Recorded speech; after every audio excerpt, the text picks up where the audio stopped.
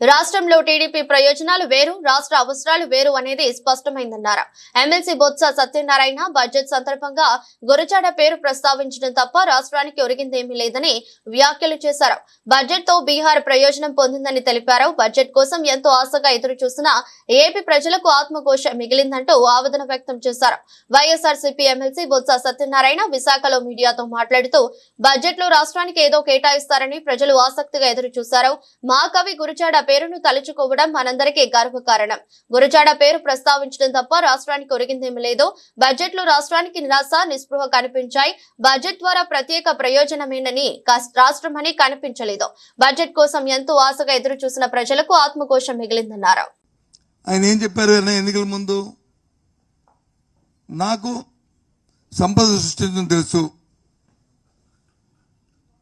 నేను అనుభవం నాయకుడిని కాబట్టి ఇగో ఈ 6 సూపర్ సిక్స్ ఇస్తున్నాను. డే 1 నుంచే జగన్మోహన్ రెడ్డి గారి కంటే ఎక్కువగా నేను వచ్చి వైసీపీ ప్రభుత్వం కంటే మిన్నగా నేను చేస్తానని చెప్పారా లేదా అనేది ఒకసారి ఆలోచించమంటున్నాను. నిన్ను అడిగితే ఏమంటున్నారు? డబ్బు సంపాదించండి, ఒకవేళ నీకు ఏదైనా చిట్కా తెలిస్తే వచ్చిన చెవులో చెప్పని ఎవరో కార్యకర్త ఎవరో అక్కడ ఉన్న సామాన్య ప్రజలు అంటే అతను నుంచి చెవులో చెప్పంటున్నాడు. ఆ రోజు ఎన్నికల ప్రణాళిక ప్రకటించినప్పుడు భారతీయ జనతా పార్టీ దాన్ని ముట్టుకోవడానికి, దాని పక్కన ఉండడానికి కూడా ఒప్పుకోలే.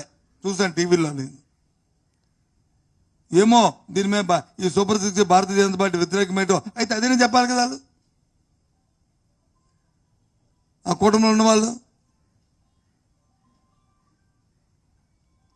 లేదు సమర్థిస్తే దాన్ని ఏ విధంగా దాన్ని సఫలీకృతం కేంద్రం ఇస్తున్న సహాయాన్ని, కూటమి ప్రభుత్వం ఇస్తున్న సహాయానికి ఎన్డీఏ ఏ విధంగా సహకరిస్తుందో అదే చెప్పమంటారు కదా. ఈ అంశాల్లో ఎక్కడుంది? లేదే.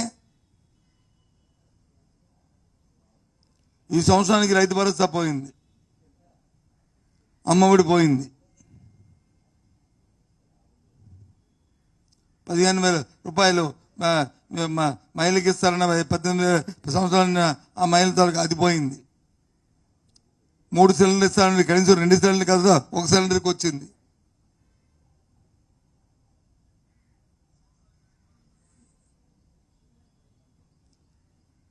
రాజకీయాల్లో విశ్వాసత ముఖ్యం.